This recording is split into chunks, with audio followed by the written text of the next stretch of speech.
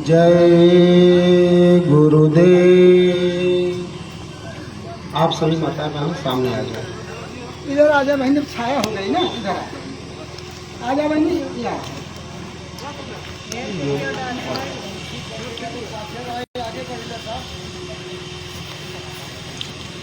परम पिता परमेश्वर कुल मालिक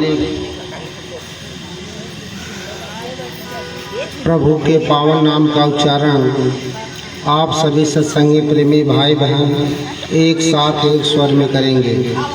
जय गुरुदेव। जय गुरुदेव नाम किसका, जय गुरुदेव नाम किसका, प्रभु का पावन नाम, प्रभु का प्यारा नाम। जय गुरुदेव।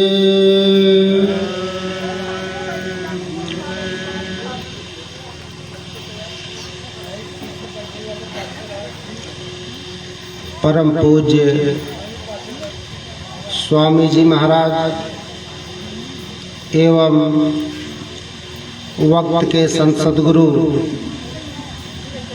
पूज्य महाराज जी के चरणों में कोटि कोटि नमन प्रणाम करते हुए आज इस सत्संग समारोह में उपस्थित हमारे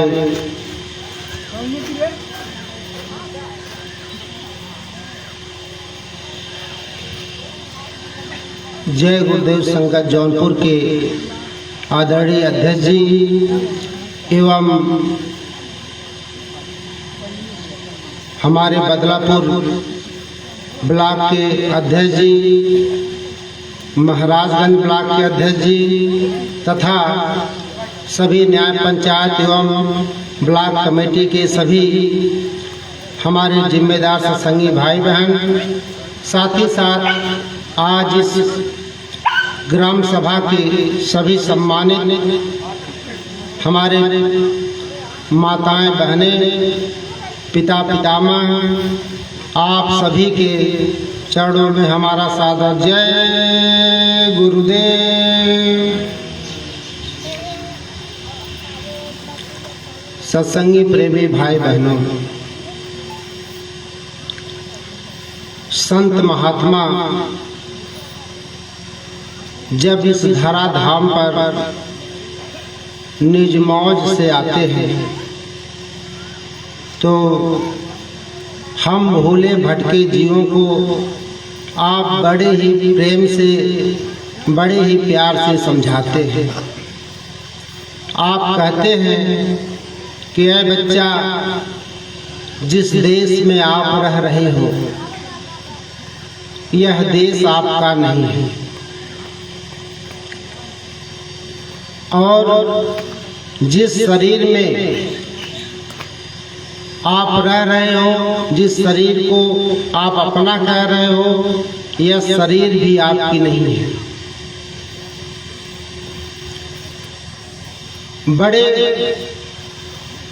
बड़े ही समय बीतने के बाद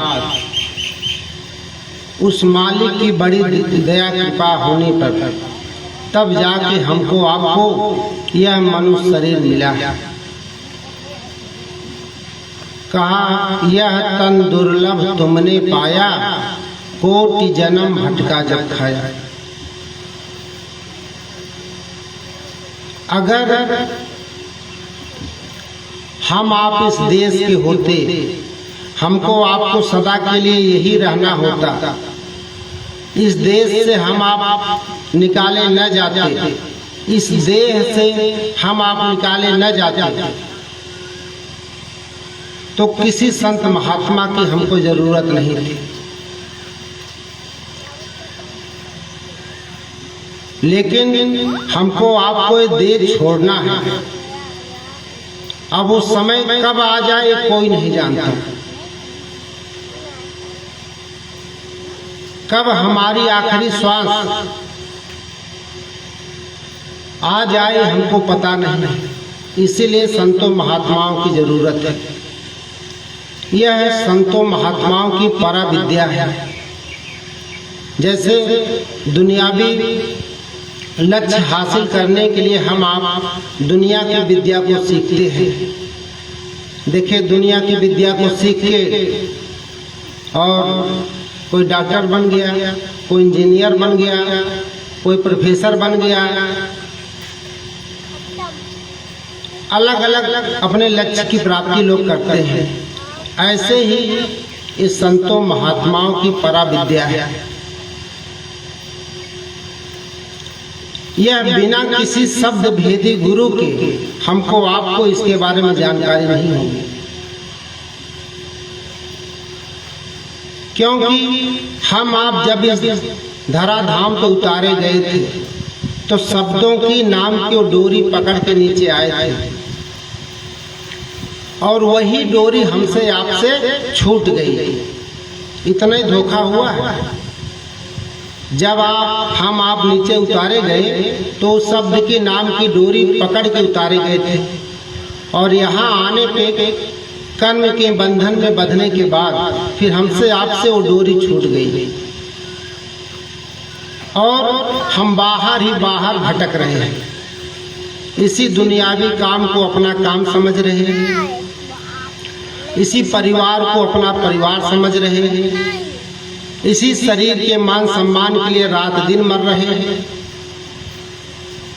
जबकि हम जानते हैं कि ये शरीर भी एक दिन हमारा साथ नहीं देगा।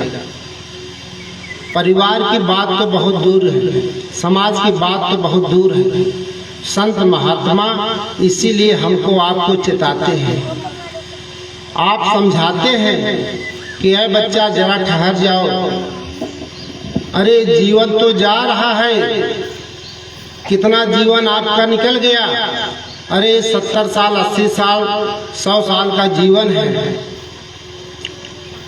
और हम आप पता नहीं कब यहाँ से निकाल दिए जाएं। और जो 100 साल का उम्र मिला है, इसमें भी हमारा आपका बच्चों का अगर छोड़ दिया जाए तो जरा गौर करिए, 40 साल 50 साल 60 साल 70 साल सबका बीत चुका है, और अभी भी हमें आपको कोई फिक्र नहीं है कि वास्तव में हमको जाना कहाँ है।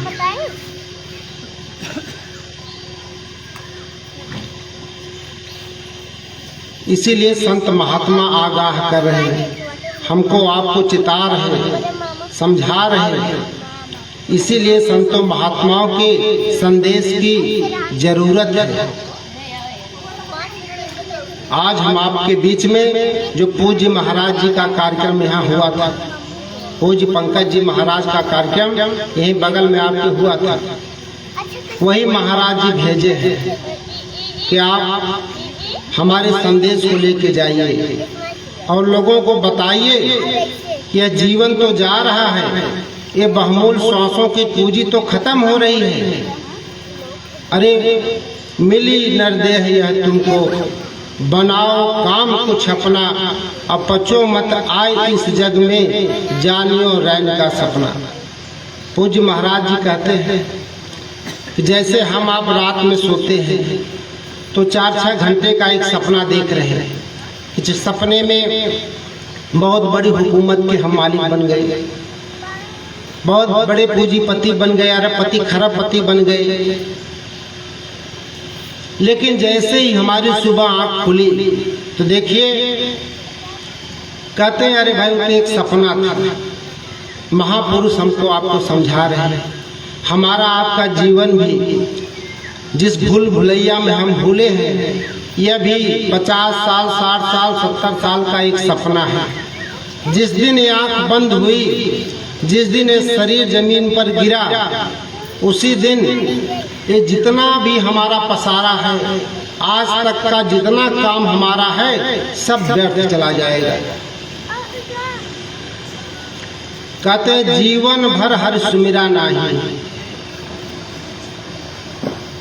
यह मनुष्य शरीर हमको उत्तम से उत्तम इसीलिए मिला था कि हम मनुष्य शरीर पाने के बाद किसी सच्चे संत सदगुरु की खोज कर लें, और जो युगों युगों से हम भटक रहे जन्म मरण के बंधन में, 4 खान 84 लाख योनियों में भटक रहे, तो कहते हैं बच्चा, अरे जरा अपनी आत्मा का कल्याण कर लीजिए, नहीं तो यह शरीर छूटने के बाद फिर आप नरक 84 की पीड़ा में चले जाओगे। इसीलिए हमको आपको जरा विचार करना है कि मनुष्य शरीर पाने के पहले हम कहाँ थे और मनुष्य शरीर छूटने के बाद हम कहाँ जाएंगे।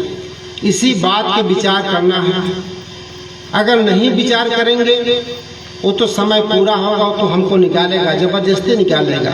हम लाख चिल्लाते रहे, अरे महाराज अभी हमारी गृहस्थी कच्ची है, अरे अभी बेटी की शादी करना बाकी है, अभी एक काम बाकी है, अभी बच्चे की पढ़ाई बाकी है, लेकिन एक सुनने वाला नहीं। कहते हैं वो मालिक हमको आपको समझा रहे, देखिए आकर 4 खान 84 लाख की पीड़ा भोगने के बाद आपको ये मौका दे रहे हैं, कबहू कर करुणा नर दे, अब देत ईस बिन हेत सने। बड़ी दया कृपा करके वो मालिक हमको आपको इस शरीर देता है कि चलो इसमें वो दरवाजा है, वो खिड़की है, जिसको खोल के आप अपने जीवात्मा को जगा सकते हो। जिस नाम की शब्द की डोर को आप पकड़ के नीचे आए हो, उस डोर को आप फिर किसी संत सदगुरु के, अगर आपने अच्छे बुरे कर्मों का रोज हिसाब वह मालिक बैठ के लिख रहा है। हम आप यहाँ भूल भुलैया में भूले हैं, लेकिन जिसने हमको आपको इस जगत में भेजा है वह रात दिन हमारे अच्छे बुरे कर्मों को वहाँ बैठ के लिख रहा है। गुरु महाराज बराबर ये बात बताते रहे, अरे बच्चा आप सो रहे हो लेकिन वो जाग रहा है। 24 घंटे में एक पल का भी हिसाब ऐसा नहीं है कि उससे चूक जाए। अब हम आप अपने परिवार के लिए, अपने शरीर के लिए, अपने मान सम्मान के लिए कितनों को धोखा दे रहे हैं, कितना झूठ बोल रहे हैं, कितना बेईमानी चोरी कर रहे हैं, का सब लिखा जा रहा है। जब शरीर छूटा, जीवात्मा पेश हुई, तो कहते हैं वहाँ ये नहीं पूछा जाएगा कि आपने मानव शरीर मिला था तो आपने खेती कितनी बनाई, गृहस्थी कितनी बनाई, परिवार कितना बनाया और एक मकान जायदाद कितना बनाया। वो केवल आपसे ही पूछेंगे कि यह कबहू कर करुणा न दही, यह उत्तम से उत्तम शरीर जो आपको दिया गया था, अरे यह सच्चा हरि मंदिर, आपने इसमें बैठ के अपने जीवात्मा को क्यों नहीं जगाया, किसी सच्चे संत सदगुरु की खोज क्यों नहीं की। तब हम आप अवाक रह जाएंगे। अरे ये तो पूज्य महाराज जी का कार्यक्रम लगा था और प्रचार हो रहा था, गांव गांव गाड़ियां दौड़ रही थी, अरे भाई वो नाम की दौलत चल के ले लो, ये तो हमसे धोखा हो गया। अरे महाराज वो तो संत हमारे गांव में आए थे, ये तो धोखा हो गया। तो महापुरुष कहते हैं अब पछताए होत का जब चिड़िया चुग गई खेत। जब जीवात्मा इस शरीर से निकल गई फिर कुछ नहीं हो सकता। तो महापुरुष इसीलिए हमको आपको समझा रहे, घोर पीड़ा इस जीवात्मा के साथ करने के बाद उसको नरक की पीड़ा में डाल देते हैं।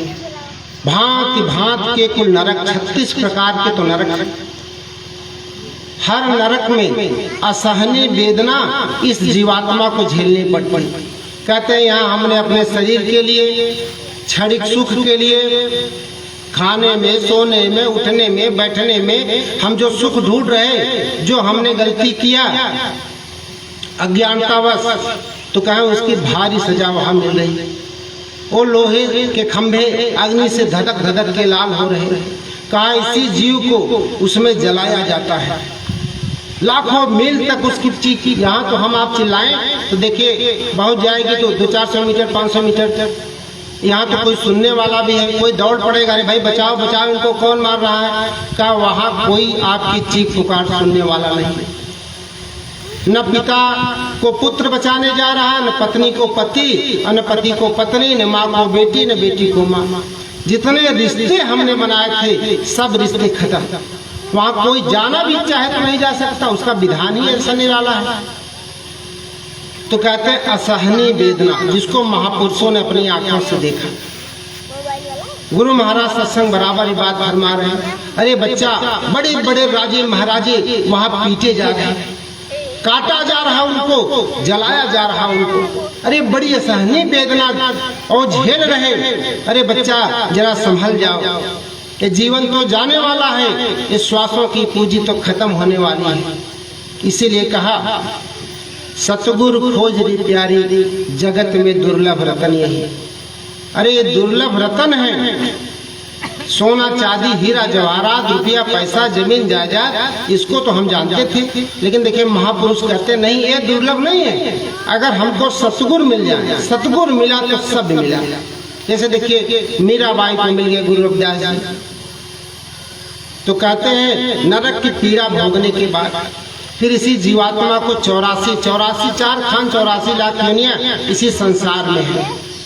इस जीवात्मा को सीधे मनुष्य शरीर नहीं मिलता है, इसको फिर लाके ये 4 प्रकार के जेल खाने उस मालिक ने बना रखे हैं। वो हमारे आपके सामने ही है। पहला जेल खाना क्या है? उसको कहते हैं ये जो पेड़ पौधों की योनियां है, इसे कहते हैं अस्थावर खाना। इसमें 30 लाख प्रकार के पेड़ पौधों की प्रजातियां हैं। इसी में आपको डाला, हमारी आपकी जीवात्मा को, कब? जब नरकों की कई करोड़ वर्षों तक और नरक की पीड़ा भोगने के बाद तब नीचे उतार के तब सीधे मनुष्य शरीर न देके पेड़ पौधे बनाया। अब एक पीपल का बन गया तो पता नहीं कितने सैकड़ों साल रहना, बरगद का तो उससे ज्यादा। ऐसे भांत भांत के पेड़ पौधों के वृक्षों की योनिया में उस मालिक ने डाला। का असहनीय वेदना हो रही। जंगल में यहाँ तो हम आप पौधों सिंचाई भी कर देते, जरा जंगल का वृक्ष देखो, वर्षा न हो तो वो भी प्यास की तड़प से जल के बिना सूख रहा है, क्योंकि उसमें जल तत्व ही पाया जाता है। ऐसे दूसरे खान में कहा वो उसमें योनियां हैं, कीड़े मकोड़ों की योनियां, उसमें ऐसा बिच्छू गोजर, एक कीड़ा, नाबदान का कीड़ा, एक मच्छर, एक मक्खी, मधुमक्खी, सब ये सब इसी में 27 लाख प्रजातियां हैं। अब आप जरा देखो, एक कीड़े को दूसरा कीड़ा मार के खा रहा है, उसको कष्ट पहुंचा रहा है। ऐसे भांत भांत के 27 लाख शरीरें हैं, कितना कष्ट मिला इस जीवात्मा को। फिर इसको ले जाके अंडज खान में डाला, जो अंडे से पैदा होने वाले जीव हैं। तो कहते हैं कि ये चिड़िया, ये पक्षी और ये जितने भी प्रकार के मुर्गा मुर्गी अत्तक बत्तख सब इसी में आते हैं। इनकी 23 लाख प्रजातियां हैं, इनमें 3 तत्व पाया जाता है। फिर इसमें डाला तो देखो, एक पक्षी को दूसरा पक्षी नोच के खा रहा, उसको वो पशु मार रहा, उसको वो पक्षी खा रहा।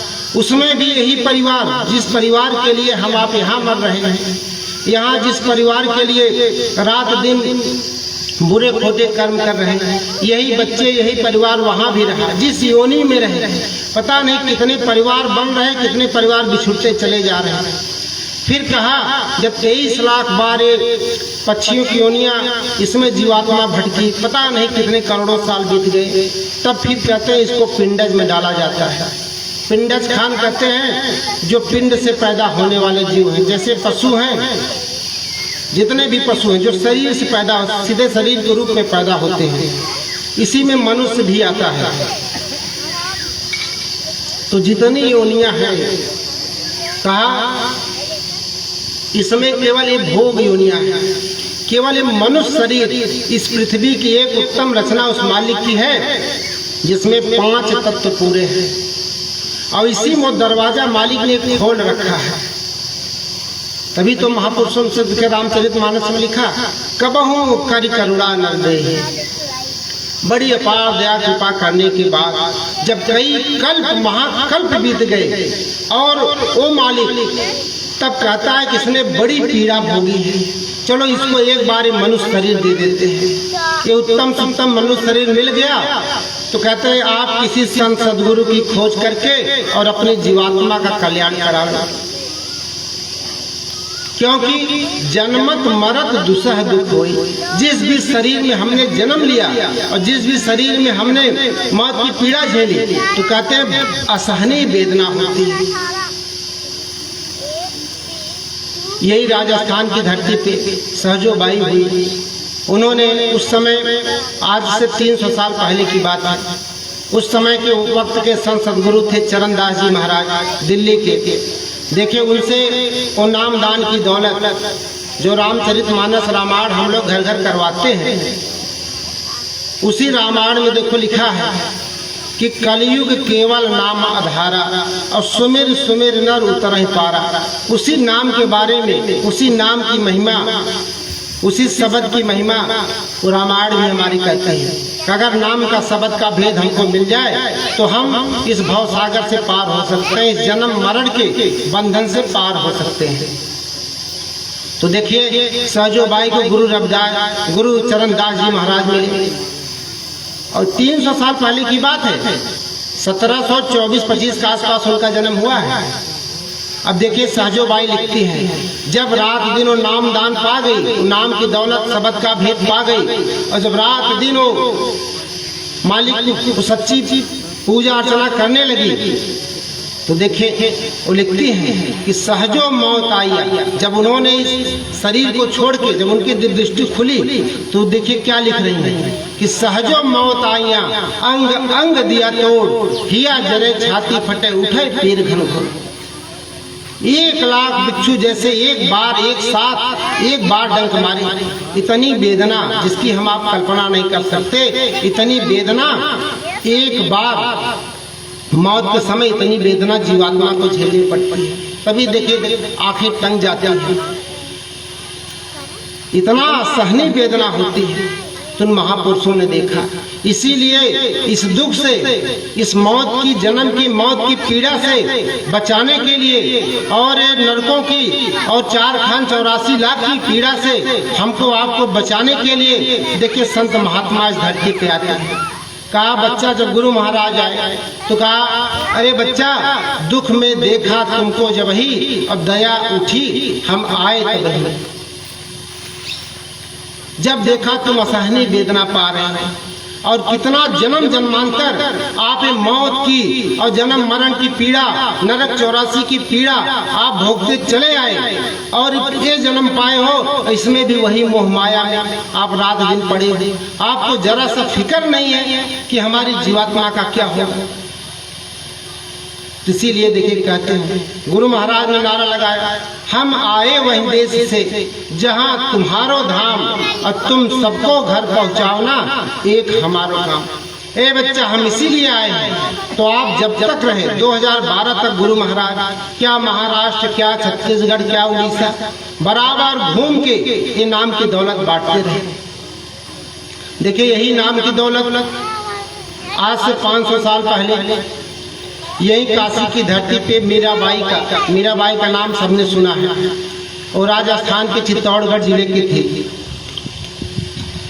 बचपन से ही वो अनन्य भक्त थी, कृष्ण भगवान की अनन्य भक्त थी, बड़ी पूजा करती थी। एक बार काशी की धरती पे उनका ननिहाल था, तो अपने नानी के यहाँ आई थी। तो कहते हैं तो नानी जब पहुंची तो नानी को देखा, नानी ऐसे बाहर की आंख बंद करके और सर पे कपड़ा डाल के सर को ढका था और पता नहीं क्या करे, शरीर शांत होके। तो बाद में कुछ देर बाद जब नानी उनकी उठी, बड़ा चुप, तो उन्होंने कहा कि अरे नानी, ये क्या कर रही थी आप? तो उन्होंने कहा कि अरे बेटी, मैं उस परम पिता परमेश्वर की सच्ची साधना कर रही थी, उसकी पूजा कर रही थी। तो मीराबाई ने कहा, अरे ये कौन सी पूजा है? जरा ध्यान से आप बात समझिए, हमारे आपके सामने की बात है, ज़्यादा नहीं हुआ, 500 साल पहले की बात है। 1498 में मीराबाई का जन्म हुआ था, 500 साल हुआ है। ये बेटा सुन लो। तो कहते हैं, तो उनकी नानी देखिए क्या समझाती है मीराबाई। कहती है, अरे बेटी, मैं उस मालिक का सच्चा भजन कर रही थी। तो मीराबाई कहती है, अरे नानी, भजन तो इस मंदिर में जाके गाया जाता है। करो, हम पहुंचते हैं देवी मैया के सामने, किशन कन्हैया के सामने, बजरंग बली और ये हमारे शिव जी और इनके सामने, और हम जाते हैं, देखिए वो कथा कीर्तन कहते हैं, ताली बजा के, हारमोनिया ढोल बजा के भजन का कहा? नहीं बेटी, ये देखो मंदिर किसने बना, देखिए कितने प्रेम से समझा रही है उनके नानी, क्योंकि उनको सच्चे सदगुरु, उस समय के सदगुरु रविदास जी महाराज थे। संत सदगुरु कोई अकेले होते हैं? संत सदगुरु ऐसा नहीं कि जो पीला और एक कपड़ा देखा और दाढ़ी और बाल बढ़ा लिए तो सदगुरु नहीं, ऐसा नहीं हो सकता। सतगुरु एक और गुरु बहुतेरे। वो किसी शास्त्र के, किसी पुराण के और किसी भागवत के, किसी विद्या के ज्ञाता हो सकता। उसमें किसने रखा? तो कहा इंसान ने रखा।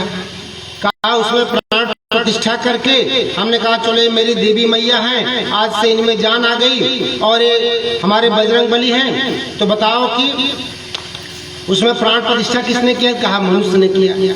कहा जो हमारा बनाया मंदिर है उसमें हम मालिक को बड़ी आस्था से मानते हैं, और जिस मंदिर को उस मालिक ने बनाया, कहा ये मनुष्य शरीर ये सच्चा हरि मंदिर है, क्योंकि वो परमात्मा जीवात्मा के रूप में हमारे आपके शरीर में बैठे हैं। तेरे पूजन को बना भगवान मन मंदिर आलीशान। इसी को कहा इस शरीर को सच्चा ये हरि मंदिर है। इसमें वो कहा इसी में वो नारायण,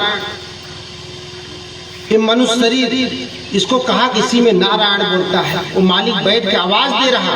देखिए मुसलमान फकीरों ने भी लिखा, हर धर्म मजहब में मुसलमान फकीरों ने कहा, इसको कहा कि सच्चा एक कुदरती काबा है। उसको कहा कुदरत, उस आत्मा की आंख खुल जाए, जिसे शिवनेत्र कहते, जिसे तीसरी आंख कहते, ज्ञान चक्षु कहते हैं। जैसे भगवान शंकर कहते हैं ना, उनकी तीसरी आंख खुली है। देखिए बैठे बैठे वो अंडखंड ब्रह्मांड हर जगह वो देख रहे हैं।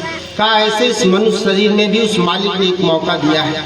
इसमें भी जीवात्मा में वो तीसरी आंख और तीसरा कान है। अगर ये आंख कान खुल जाए, मूलक धन दे रहे कहते ये लो जगा लो आप, और जीते जी अपने जीवात्मा को उस मालिक तक पहुंचा लो। सबद की नाम की डोर पकड़ के चढ़ चलो और अपने जीवात्मा का कल्याण कर लो।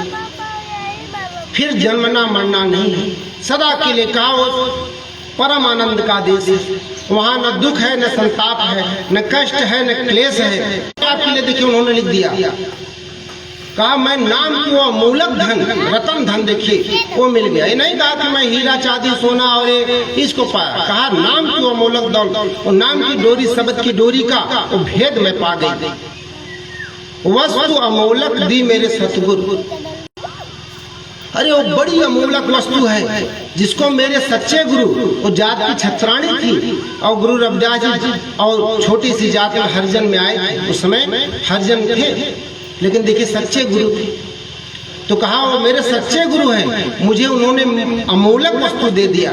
और कर कृपा अपनायो और पायो जी मैंने नाम रतन धन पायो। का बड़ी कृपा हुई कि इस शरीर की रक्षा के लिए, इसके दवाई के लिए, जो भी आप दुकान दफ्तर रोजी रोटी का काम करते हो, नौकरी चाकरी, कहा लेकिन मेहनत ईमानदारी से करना, बेईमानी से, उसमें कोई चोरी बेईमानी मत करना।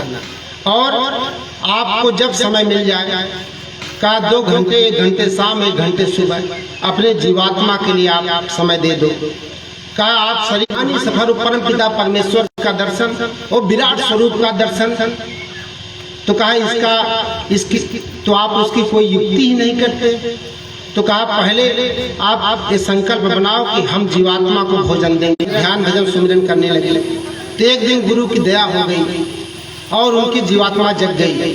तो देखिए जब जग गई, शरीर को छोड़ कर बाहर निकल गई, तो वही मीराबाई लिखती है, जब मैं जाए और पाए पी अपना, तब मोरी पीर बुझानी किया।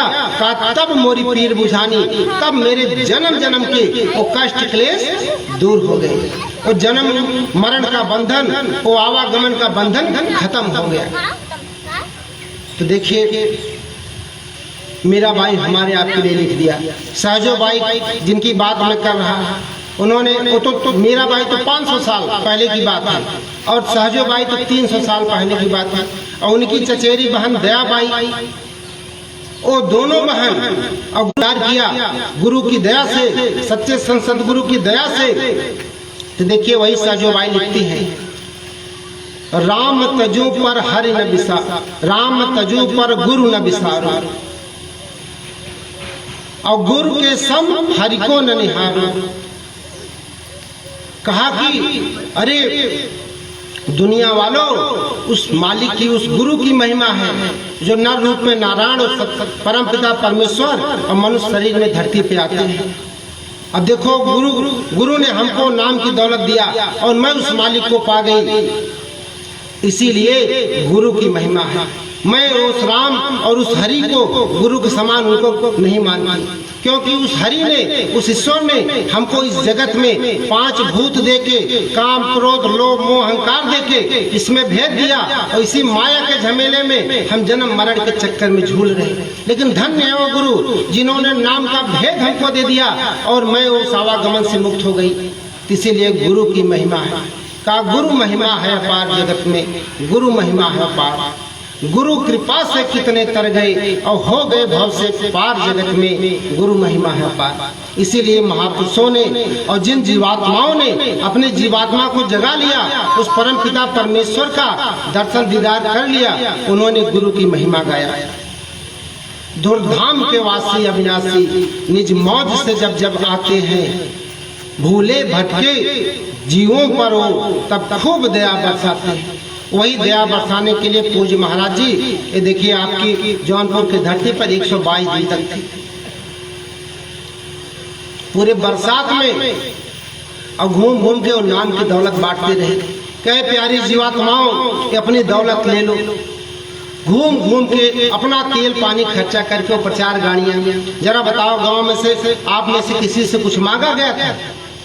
कुछ नहीं मांगा गया कि आपकी जीवात्मा या आपके आत्म कल्याण हो जाए, आपका विवेक जग जाए, आप अपने आत्म स्वरूप के बारे में चिंतन मनन करने लगे।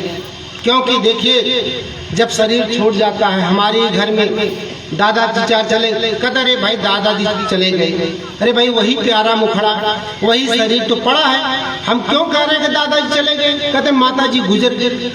इसका मतलब जब तक दादाजी थे तब तक दादाजी अपनी पहचान स्वयं नहीं कर पाए, और न हम ही आप उनको बताए कि दादाजी आप देखिए, आप एक शरीर नहीं हो, आपकी मूल पहचान आप जीवात्मा हो, अर्थात आत्म स्वरूप के बारे में न वही जान पाए और न हम ही बता पाए। तो महात्मा हमारी आत्म चेतना को जगाते हैं, हमको आपको कहते बताते हैं कि आप जीवात्मा हो। अरे बंधन है, ये शरीर तो एक साधन है, अरे इससे काम कर लो। जैसे गाड़ी मोटर है, हम आप इसमें बैठ जाते हैं, बैठ के एक स्थान से दूसरे स्थान को चले गए। तो ये शरीर भी इसी तरीके से एक साधन है जो थोड़े दिनों के लिए हमको आपको मिला है, फिर हमसे आपसे वो मालिक छीन लेगा। तो कहते हैं इसी में बैठ के उस मालिक को पालो, जगा लो और जन्म जन्म के कष्ट क्लेश से मुक्ति पालो। इसके लिए हमको क्या करना है? किसी संत सदगुरु की खोज करना है। तो जैसा हमने आपको बताया कि संत सदगुरु कोई अकेला धरती पे होते हैं, ऐसा नहीं कि महाकुंभ लगा तो हमने कहा चलो भाई वहीं सारे और देश के साधु वहीं जुट रहे हैं और संत जुट रहे हैं, हम चले वहीं, सबका दर्शन भी हो जाएगा और दान पुण्य भी कर लेंगे, त्रिवेणी संगम में स्नान भी कर लेंगे। अरे 12 साल में महाकुंभ का बड़ा सुनहरा अवसर है। नहीं, ऐसा नहीं। जब हम वहाँ जाएंगे तो वहाँ हमको कोई पता लगा शास्त्रों का ज्ञाता है, कोई वेदों का ज्ञाता है, कोई पुराणों का ज्ञाता है, कोई भागवत जानता है, कोई तंत्र विद्या जानता है, कोई मंत्र विद्या जानता है। तो अलग अलग विद्याएं हैं सबके पास, लेकिन सारी विद्याएं आपकी आत्मा का कल्याण नहीं कर सकती। और संत जो होते हैं उनका काम अनोखा होता है। देखिए पूरे बरसात में 21 जुलाई को पूज्य महाराज जी जौनपुर की धरती पे आए थे। जुलाई बीता, अगस्त बीता, सितंबर बीता, अक्टूबर बीता, 21 नवंबर को लास्ट कार्यक्रम समापन था। 122 दिन तक का कार्यक्रम। और बरसात हो रही, बारिश हो रही, उसी कीचड़ में रात भर वहीं टेंट तंबू में रहे। ये नहीं, अरे वो चाहते तो किसी होटल में जाकर रुक लेते, सत्संग देने चले आते। लेकिन देखिए वो परम पिता परमेश्वर हमारे आपके लिए कहते हैं, दुख में देखा तुमको जब ही, अब दया उठी हम आए तब। और जब आए तो देखिए हमारे आपके लिए वो भी दुख झेल रहे। उसी बारिश में रात दिन पड़े रहे, बारिश हो रही, वो सत्संग दे रहे, सब भीग रहे, कोई कुर्सी ढक लिया, कोई छाता ढक लिया, और बारिश तेज चल रही, हवा चल रही, कितने जगह गाड़ियां फंस गई, लेकिन नाम की दौलत कहीं ऐसा नहीं हुआ कि सत्संग कैंसिल किया। हर जगह सत्संग बराबर देते रहे। वो नाम की दौलत जो गुरु रविदास जी से मीराबाई को मिला था, वो बराबर पूज्य महाराज जी सभी रूहों को, जीवात्माओं को देते रहे। करे भाई अपना धन आप ले लो, फिर कहाँ मौका लगेगा। तो जिन लोगों ने भी, ऐ माताओं बहनों पिता पितामह, अगर आप वो दौलत पा गए हैं तो आप उसको बैठ के जगा लो। जो भी श्वासें बची हैं आपकी, आप उससे काम ले लो, नहीं तो वैसे भी एक दिन जबरदस्ती वो मालिक खाली करा लेगा।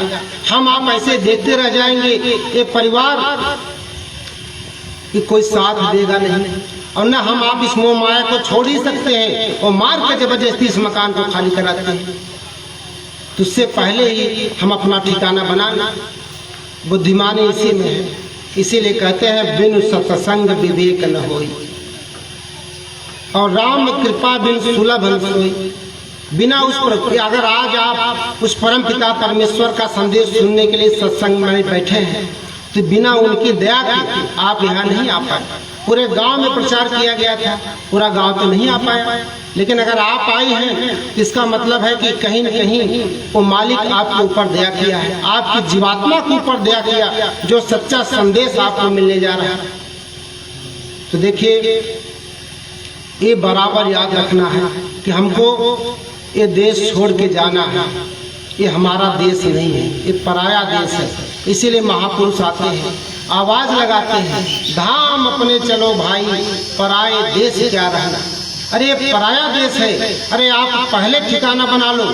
जैसे हम लोग परदेश जाते हैं, हफ्ता 10 दिन के लिए गए, तो देखिए वहाँ गए तो वहाँ किसी के हमारे नात रिश्तेदार हैं, कोई है उनके मकान में रहे, उनके बेड बिस्तर पे सोए, अरे उनके पंखे से कूलर से हवा लिया हमने, वो टीवी थी उसको देखा, जितने भी साजो सामान थे हमने क्या किया, सब इस्तेमाल किया।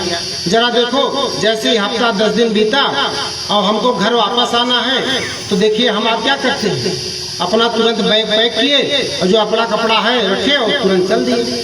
हमको आपको जरा मोह नहीं रहता। इसी तरीके से महात्मा समझाते हैं, इस दुनिया में ये आपका नहीं है। आप इस शरीर के लिए ये मकान बनाओ, खेत बनाओ, जो मालिक आपके नसीब पर दिया सब करो, लेकिन इसमें फंसो मत। याद रखो कि मेरा है नहीं। तो कहा बच्चा, तब आसानी से आओ, नहीं तो मार के निकालेगा, उसको तो निकालना है। और कहा छोड़ने में बहुत कष्ट होगा, फिर क्या करोगे, कहा जीव हाय हाय करके चिल्लाता है। लेकिन कोई परिवार, कोई दोस्त, कोई संगी साथी, कोई पति पत्नी, कोई काम आता नहीं। तो हमको आपको जरा गौर से, इसीलिए कहा सत्संग जन जो कोई पावे, और मैं लाई सब कट कर लिया। मन हमारा धीरे धीरे महापुरुषों की अजर अमर बाणियां हैं। जब ये बाणियां जीवात्मा को मिलती है, उस परमात्मा का संदेश है, तो धीरे धीरे हमारा मन निर्मल होने लगता है। मन अगर गुरु के चरणों में लग गया, उस नाम की दौलत की प्यास जग गई, वो नाम दान पाने की प्यास जग गई, तो आप ये मान के चलिए कि हमारी जीवात्मा को परम सौभाग्य जगने जा रहा है। हम भी मेरा बाई की तरह उस मालिक का दर्शन दीदार कर सकते हैं। हम भी सहजो बाई की तरह और दया बाई की तरह हम भी उस मालिक को इसी शरीर में जीते जी पा लेंगे। देखिए गोस्वामी दास जी महाराज, उन्होंने जब उनको गुरु मिले, उनको नाम दान मिला और वो ध्यान भजन सुंदर करते रहे, तो उसी रामचरितमानस में लिख दिया, जो रामायण हम लोग धर्म करवाते हैं। कहा मैं रोज वो साधना करता रहा। एक दिन गुरु महाराज की दया हुई और मेरी ये जीवात्मा, उसकी तीसरी आंख, जीवात्मा की आंख और जीवात्मा का कान खुल गया, और मैं उस शब्द की डोर पकड़ के मैं ऊपर चला गया, शरीर को खाली कर दिया। जैसे आदमी मौत के समय इंसान शरीर को खाली करता है, मौत के समय और साधना के समय में क्या अंतर होता है, जरा आप उसको समझ लीजिए। जैसे पतंग है, देखिए पतंग हम उड़ा रहे हैं, वो बच्चे पूरा डोरी छोड़ दिए, पतंग उड़ रही है, लेकिन डोरी उनके हाथ में है, और जब चाह खींच लिया पतंग वापस आ गई। तो होता क्या है, जब साधना के समय और जीवात्मा शरीर को छोड़ती है गुरु महाराज की दया से, तो कहते हैं प्राणों की डोरी शरीर से बंधी रहती है। जीवात्मा चली गई, ब्रह्मांडों की सैर किया, उस परम पिता परमेश्वर का दर्शन दीदार किया, तो स्वर्ग वैकुंठ का, और वहां होते हुए का इसकी स्पीड इतने ज्यादा कि पल भर में कई ब्रह्मांड को पार कर जाती है, इतनी स्पीड होती है। गुरु महाराज कहते थे, अरे बच्चा, ये तुम्हारे अंदर जो जीवात्मा है, इसी में 12-12 सूरज के बराबर प्रकाश है। इतनी शक्तिशाली जीवात्मा है। एक कर्म के बंधन में बंधने के बाद ये अपनी शक्ति भूल गई है। तो जब साधना के समय और एक जीवात्मा शरीर को छोड़ती है, तो प्राणों की डोरी बंधी रहती है, फिर उसी डोरी के सहारे शरीर में आ जाती है। लेकिन जब मौत के समय ये शरीर से निकलती है, तो कहते हैं कि जमराज के दूत और प्राणों की डोरी को काट देते हैं। जैसे पतंग की डोरी को भी काट दो तो पतंग हाथ से निकल जाती है, तो कहते हैं फिर वो आपके हाथ में नहीं आ सकती। इसी तरीके से मौत के समय डोरी को यमराज के दूत जब काट देते हैं, तो फिर जीवात्मा दोबारा इस शरीर में नहीं आ पाती। तो देखिए, जब गोस्वामी दास जी महाराज इसी कलयुग में 500 साल पहले की बात, जब वो गुरु महाराज की दया से और उनके जीवात्मा जगी, तो उन्होंने लिखा, मोदह नयन और त्रिशद में भय हूँ, अपूर्ण चितवत कौशल पुर गए हूँ, अब मोहि बिलोक राम मुस्काही। कहा, जब गुरु महाराज की दया से वो नाम की दौलत मुझे मिल गई, मैं रात दिन वो साधना करने लगा, ध्यान भजन सुमिरन करने लगा। तो एक दिन गुरु महाराज की दया से मेरी जीवात्मा शरीर को छोड़ के निकल गई। तो कहा, मैं कहाँ पहुँच गया? तो कहते हैं कि पूर्ण चितवत कौशलपुर गए हूँ। और मैं कहाँ पहुँच गया? वो सच्ची अयोध्या नहीं, कहा वो सच्ची कौशल, वो सच्चा कौशल देश है, सच्ची अयोध्या है। और मैं जब वहाँ पहुँचा तो सच्चे भगवान राम, वो प्रभु श्री राम, यहाँ वाले राम भगवान तो त्रेता युग में आए थे, फिर शरीर से चले गए। लेकिन कहा, जरा देखिए, वो प्रभु वहाँ सच्चे कुल मालिक वहाँ विराजमान है। मोहि बिलोक राम मुस्काही। जब मैं वहाँ पहुँचा तो मुझको देख के वो भगवान श्री राम, वो सच्चे परम पिता परमेश्वर मुझको देख के मुस्कुरा दिए। और जब मुस्कुराए, अब देखिए क्यों मुस्कुराए? क्योंकि मैंने ये माया मोह का इतना बड़ा बाजार, और बताओ कि इतनी प्यारी भाग्यशाली जीवात्मा कि आपने सदगुरु से नाम की दौलत प्राप्त कर लिया, और ये साधना करके बताओ आपने जीते जी जीवात्मा का कल्याण कर लिया। तो मुस्कुरा देते हैं, उन्हीं के मुख से होकर पीछे रास्ता जाता है। तो कहते हैं, मोहि बिलोक राम मुस्काही, और देखत तुरंत गयो मुख माही, और उधर माज सुन अंडज राया, और देखा बहु ब्रह्मांड लिखाया। अब देखिए, गोस्वामी दास जी महाराज हमारे आपके लिए उन्होंने लिखा कि जब उनका मुख खुलता है तो मैं उसमें प्रवेश कर गया, और मैं उधर उस पार चला गया। और जब उधर उस पार जाता हूँ तो कहते हैं कि रचना अधिक एक ते का, बड़े बड़े अंडखंड ब्रह्मांड और वो समाये हुए। कहा कि जो नहीं देखा नहीं सुना, जो मनहु न समझ, जिसने नहीं, जो नहीं देखा क्या जानता है भाई। तो संतों महात्माओं ने, जिन्होंने गुरु पाया, सच्चे सदगुरु पाया, उनसे नाम की दौलत पाया, तो भाग्यशाली जीवात्माएं जब वहाँ पहुँची तो हमारे आपके लिए उन्होंने लिख दिया। उस रामचरितमानस में लिखा, वो किताबें चीख चीख चिल्ला चिल्ला के हमको आपको बता रही कि अरे भाई, वो मालिक आपके अंदर है, बाहर आप मत भटको, आपकी आस्था है, आप मानते रहो। जरा आप सोचो, जिन भगवान शंकर को हम मंदिर में ढूंढ रहे हैं, अगर वो आपको उनके विराट स्वरूप का दर्शन अंदर में हो जाए, तो इससे बड़ी सौभाग्य जीवात्मा का क्या हो सकता है? और ये संभव है। कहते हैं, बच्चा, आप एक शंकर की बात कर रहे हैं। जब यहाँ से जीवात्मा और गुरु की दया से जागती आगे चलती है, तो ऊपर पहला शिवलोक ही पहला, कहते हैं पहला वो स्टेशन शिवलोक ही पड़ता है, वहाँ सारा कार्यक्रम होगा। तो अब बहुत थोड़ा समय रह गया है, इसके बाद मथुरा चले जाएंगे। मथुरा दरबार में 4 कार्यक्रम होता है। एक होली के अवसर पे, दूसरा 17 से 21 मई पूज्य गुरु महाराज का हमारे भंडारा होता है। इसके बाद जुलाई में जो सावन की पूर्णिमा पड़ती है, पूरे हिंदुस्तान में वो गुरु पूर्णिमा मनाई जाती है। उसी अवसर पे 28, 29, 30 जुलाई को मथुरा दरबार में कार्यक्रम होगा। और एक प्रोग्राम 10वीं को हमारे जो गुरु महाराज हैं, आपके जो गुरु महाराज थे, जिनको हम लोग प्रेम से पूज्य दादा गुरु महाराज जी कहते हैं। उनका वो भंडारा हमारे गुरु महाराज जी अपने समय से मनाते थे। तो इन 4 कार्यक्रमों में मथुरा दरबार में पूज्य महाराज जी जो वक्त के संत सदगुरु हैं, पूज्य पंकज जी महाराज, गुरु महाराज के आदेश से वो बराबर नाम की दौलत और नामदान इन 4 कार्यक्रमों में मथुरा दरबार में बांटते हैं। वो सौभाग्यशाली जीवात्माएं कोई छत्तीसगढ़, बंगाल से, कोई हरियाणा से, कोई राजस्थान से आप पहुंच के देखिए, लाखों लाख जीवात्माएं सब आते हैं और लोग नाम की दौलत नामदान ले जाकर और बैठ के अपने घरों में उस मालिक को जगा रहे। तो आप भी इन कार्यक्रमों में अभी आप यहाँ के जो जिम्मेदार हैं हमारे आदरणीय चाचा जी, उनके पास नाम लिखवा दीजिएगा। और मथुरा दरबार से एक किताब आई है, आप उस किताब को ले लीजिए। जय गुरुदेव नाम योग साधना किताब का नाम है। उसी नाम योग के बारे में है, उसी शब्द का भेद है, नाम का भेद है, उसी के बारे में उसमें विस्तार से चर्चा है। ये जय गुरुदेव नाम वक्त का जगाया नाम है। जैसे त्रेता में भगवान राम आए तो राम नाम जगाया, देखो राम नाम में शक्ति भरा, तो अंगद जाके और लंका में अपना पैर जमा। फिर द्वापर में राम नाम काम नहीं किया, फिर कृष्ण नाम किया। जब द्रौपदी की और वो भरी सभा में और साड़ी खींची जा रही थी, तो जरा देखिए उस समय उन्होंने सबको पुकारा। गुरु द्रोणाचार्य, कृपाचार्य, भीष्म पितामह जैसे वो आचार्य बैठे थे, उनके पति थे मौजूद, किसी ने उसकी तरफ नहीं देखा, सब सर नीचे कर लिए।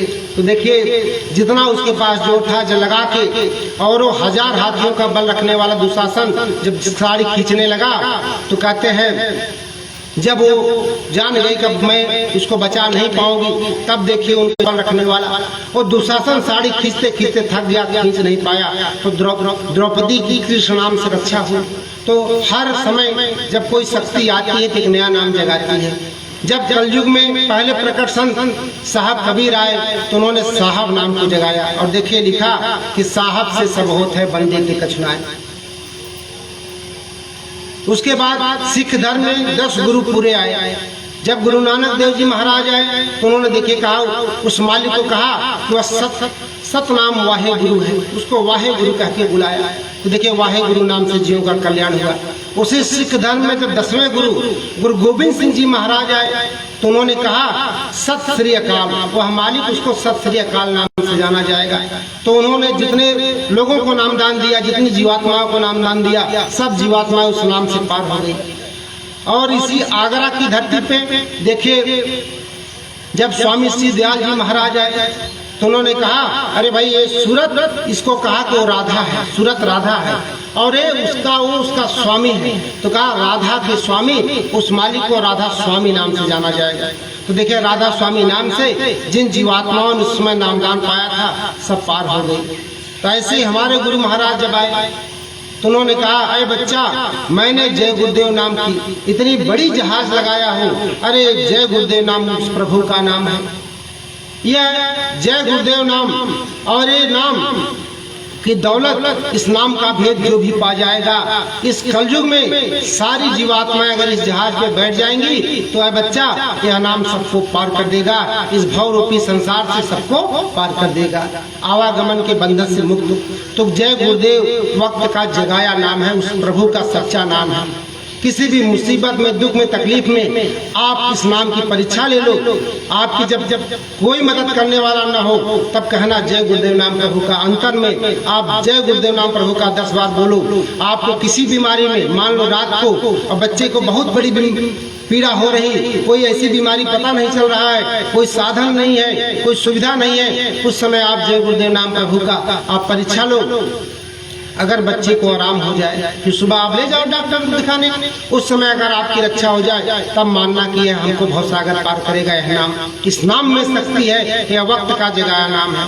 हमारे गुरु महाराज का तो नाम जो रामचरितमानस लिखे वही नाम था। इन्होंने जय गुरुदेव नाम को जगाया, इस नाम में शक्ति भरी।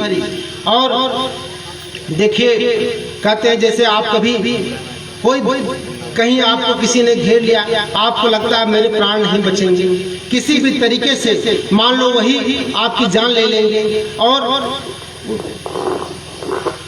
उसी में आपकी रक्षा हो जाए, उसी में से कोई आपके लिए खड़ा हो जाए। किस आप अंतर जय गुरुदेव नाम प्रभु का अंतर में बोलो, आपकी किसी भी प्रकार से रक्षा हो जाए, तब कहते हैं आप मान लेना कि जय गुरुदेव नाम प्रभु का है।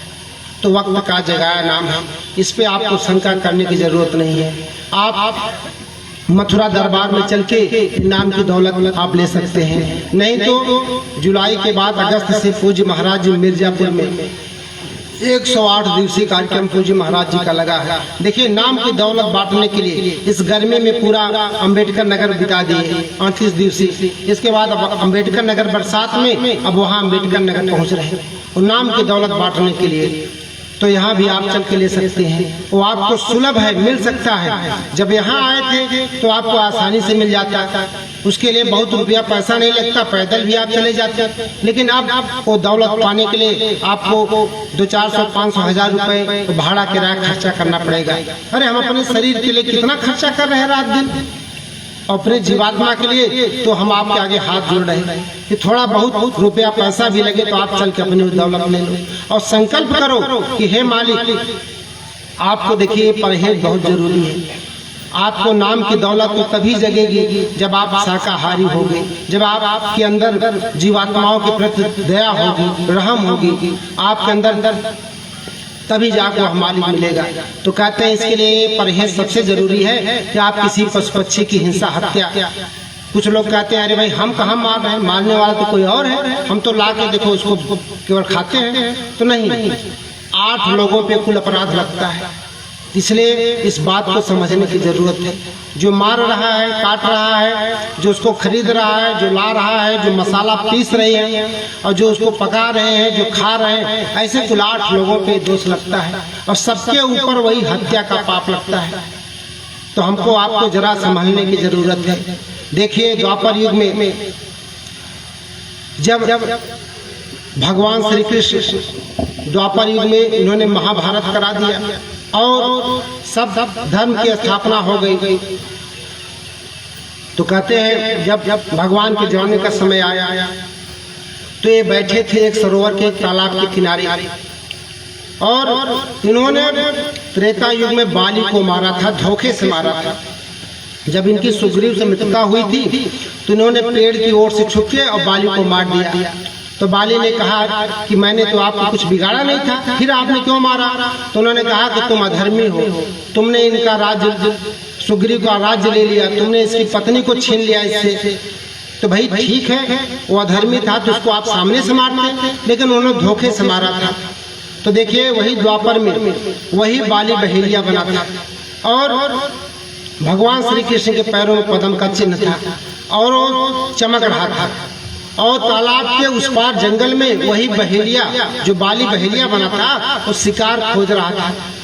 और कहते हैं कि वो शिकार की तलाश में था और भगवान के पैरों में तलवे में जो पद्म का चिन्ह था वो चमक रहा था। उसने सोचा उसको धोखा हो गया कि कोई हिरन पानी पीने आया, उसकी आंख चमक रही है, और वहां से उसने तीर चला दिया और आके भगवान श्री कृष्ण को लग गया। और जब वहां से दौड़ के आया कि चले अपना वो हिरन और शिकार ले, तो देखता है तो भगवान तड़प रहे हैं। तो थर थर लगा कांपने, कहता हे प्रभु हमसे तो बहुत बड़ा अपराध हो गया। तो उन्होंने कहा नहीं, तुमसे कोई अपराध नहीं हुआ है, तुम त्रेता में बाली थे, मैंने तुमको धोखे से मारा था, आज तुमने भी मुझे धोखे से मार दिया। देखिए एक युग बीतने के बाद कर्म का वो बीज नाश नहीं होता, कर्म भूत सब जग को लागा, इससे बचा नहीं कोई जागा, इससे कोई बच ही नहीं सकता। देखिए जब नर रूप में वो नारायण आए, वो ईश्वर आए, तो देखिए उन्होंने भी अपने बनाए कानून का पालन किया, उस विधान का पालन किया। त्रेता युग में मारा था, द्वापर युग में उसका बदला दिया।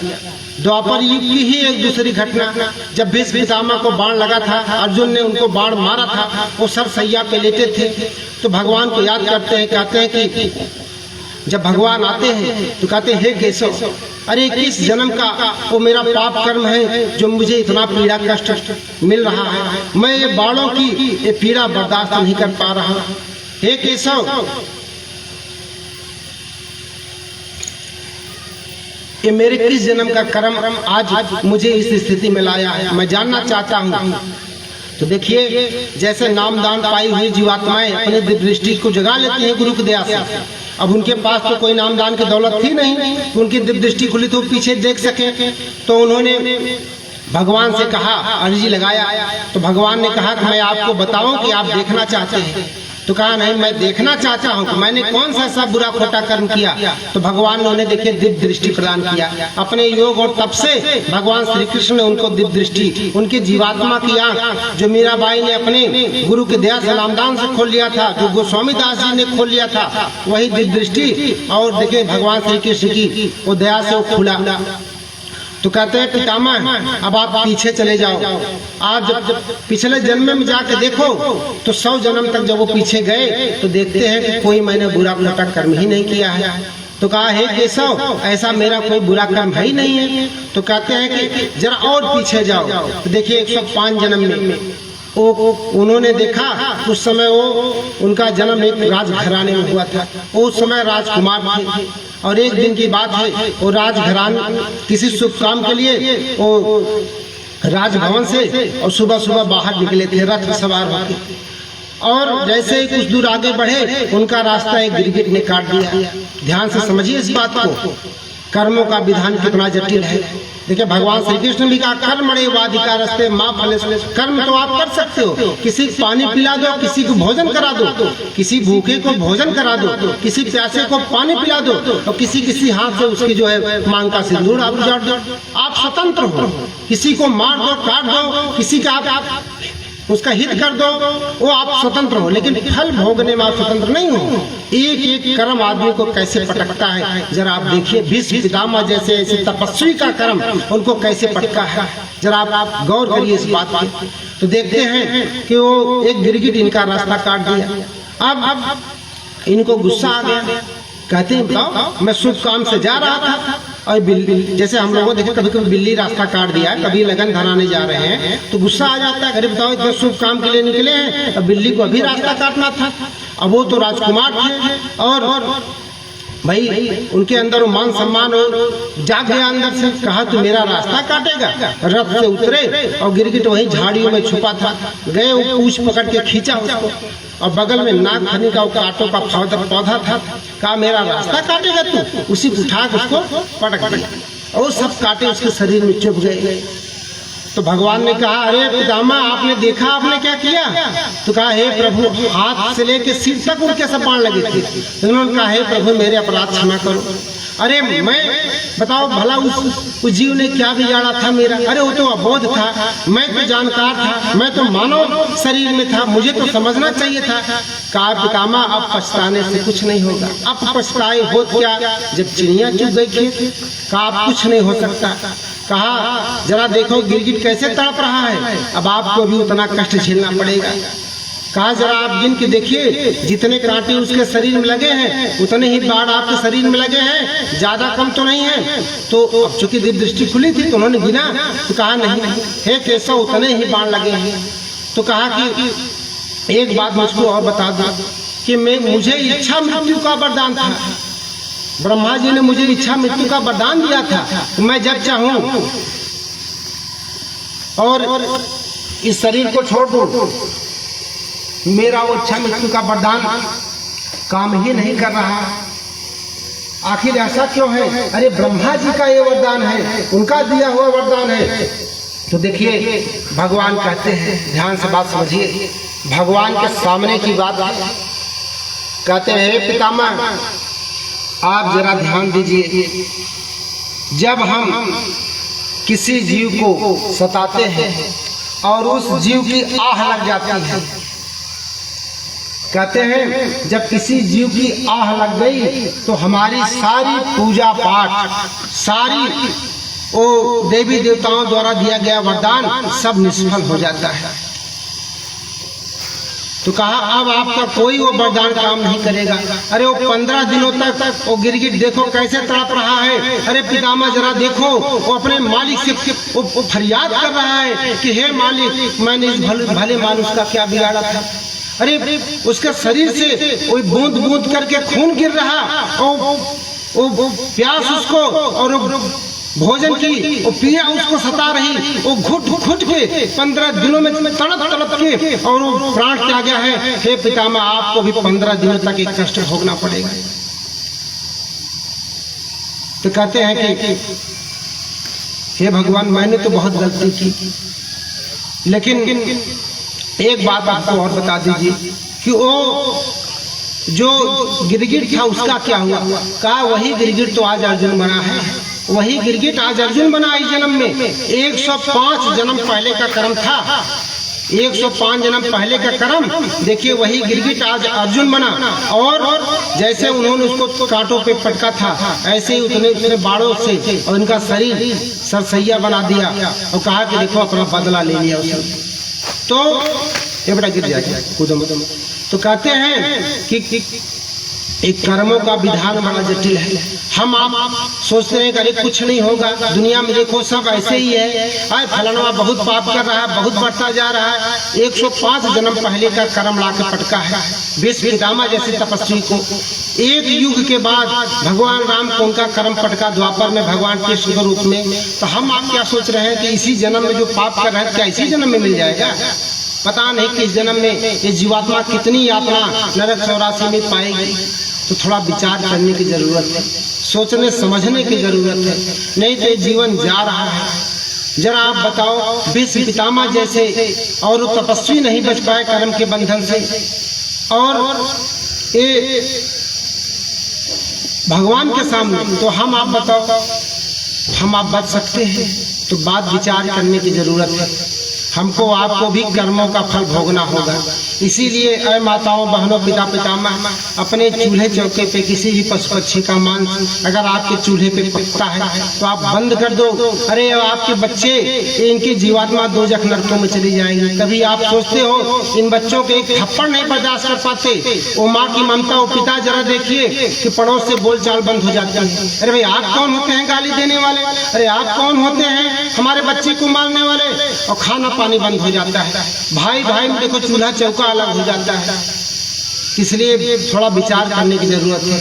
अब इन बच्चों को इनको क्या पता, अब इनके अंदर आप मांस का टुकड़ा डाल रहे हैं और इनकी भी जीवात्मा, जो कहते हैं कि जो भी इनके ऊपर भी वही हत्या का दोष लगेगा।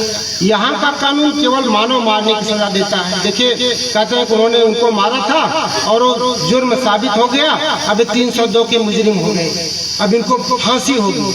लेकिन ईश्वरी विधान, एक एक जीव मारने की सजा, वहाँ कर्म हमारे नोट हो रहा है। हम आप थोड़े दिन इस भूल भुलैया में ऐसे भूले हैं जैसे लगता है यहाँ पूरा पट्टा लिखा के आए हैं। पूरे गांव की प्रधानी और जिला पंचायती और विधायकी हम ही देखेंगे जीवन भर, जबकि कुछ दिन बाद हमको आपको राजा को भी जाना और गरीब को भी जाना। का आया है सो जाएगा, राजा रंग फकीर, एक सिंहासन चढ़ चला, दूजा बांधा जात जंजीर। तो वो तो जाना है सबको। इसलिए महापुरुष समझा रहे हैं कि हम आप कोई ऐसा हमसे बुरा खोटा कर्म न बने जिससे हमारे जीवात्मा की दुर्गति हो जाए अथवा गति हो जाए। आप इन बच्चों पर रहम करिए। अरे ये तो अबोध है बेचारे, इनको क्या पता। और आपने इनको मांस, इनके शरीर में मांस और मछली डाला तो इनकी जीवात्मा नरक 84 में चली जाएगी। इसलिए हम प्रार्थना करने आए उस महापुरुष की अपील पे कि आप अपने जीवात्मा को बचा लीजिए। आप अपने चूल्हे चौके पे किसी भी पशु पक्षी का मांस आज से संकल्प लीजिए, दया करेंगे मालिक।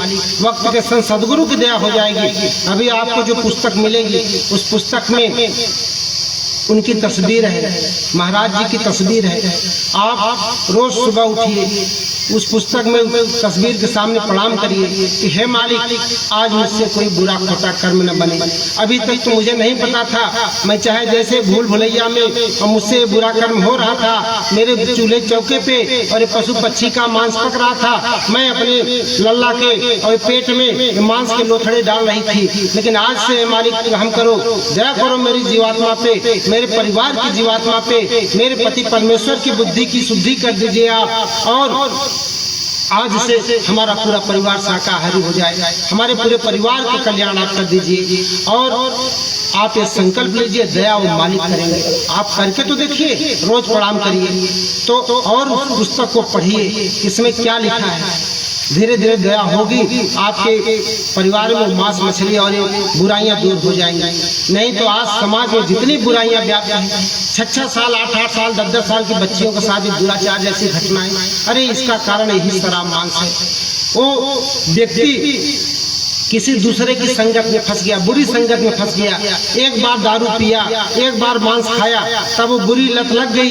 अब बताओ जरा हमको, देखिए आप कि अब वो 500-600 कमाते हैं, पता लगा 200-300 का तो दारू और मांस खा जाते हैं। अब घर में जब आ रहे तो बाल बच्चों को गाली, पत्नी को गाली, पड़ोस में गाली गलौज, और घर में अशांति बनी। तो कहा सभी बुराइयों की जड़ यही है। अरे यही बड़े बड़े राष्ट्राध्यक्ष, यही वो भी मांस मछली दारू पी रहे हैं। और जरा आप सोचे, जिनके हाथ में देशों की कमान है, जो पूरे देश की जनता का पालन कर रहे हैं, जरा बताओ उनकी बुद्धि भ्रष्ट हो गई तो युद्ध होने में देर लगेगी।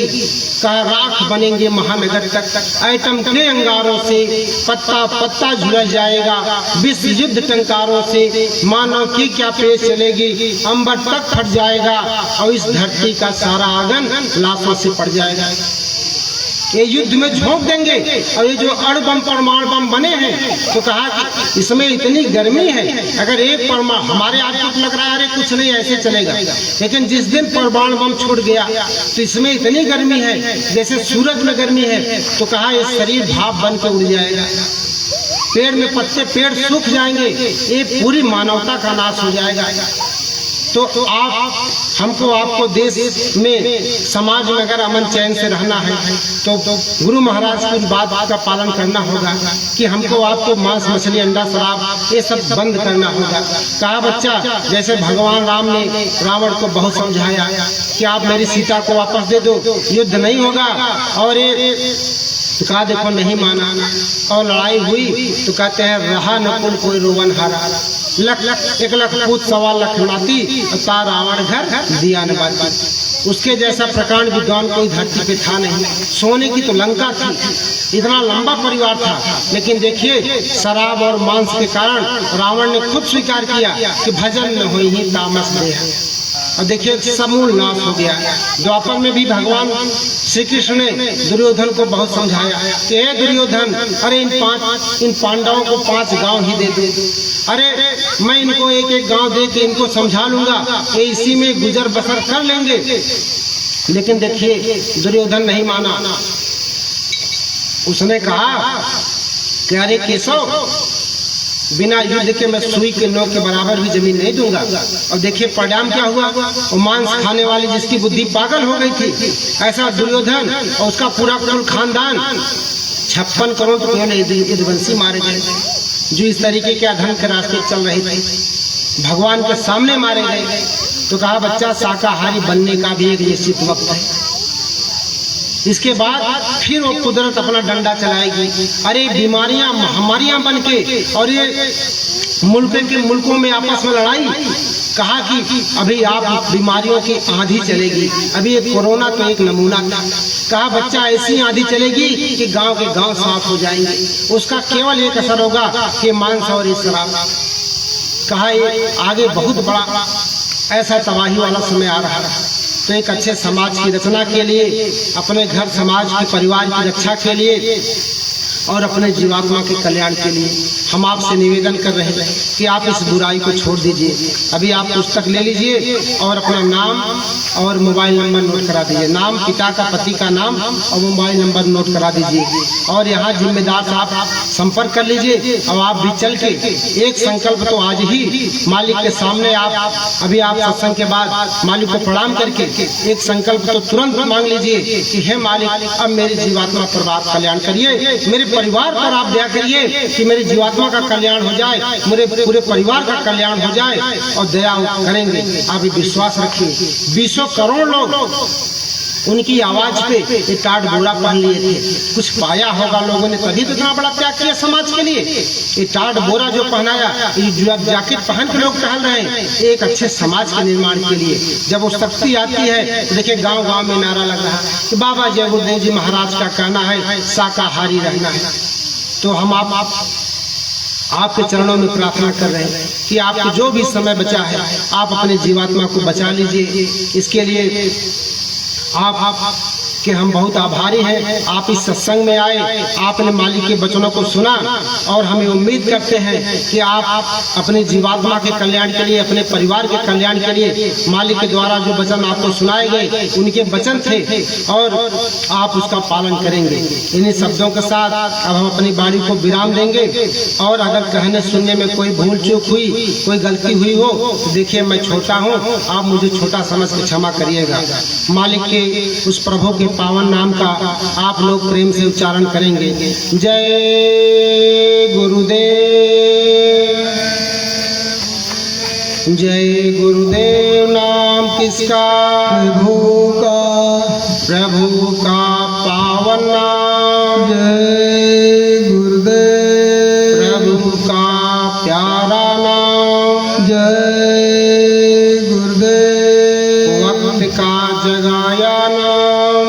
जय गुरुदेव। यह नाम नहीं इंसान का, यह नाम है भगवान का। यह नाम नहीं इंसान का, यह नाम है भगवान का।